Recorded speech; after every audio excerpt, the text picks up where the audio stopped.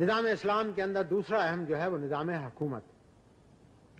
نظام حکومت کے اندر لوگ، میں نے ابھی اپنی تقریر کے اندر کہا ہے کہ جناب ہم جمہوریت لائیں گے، ہم اسلامی جمہوریت لائیں گے.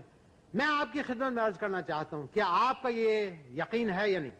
کیا آپ کا یہ ایمان ہے یا نہیں کہ اللہ تعالیٰ نے ہمیں اس کے اندر رہنمائی میسر کی ہے یا نہیں کی؟ اگر ہمیں کی ہے تو ہم اس کی طرف کیوں نہیں لپکتے؟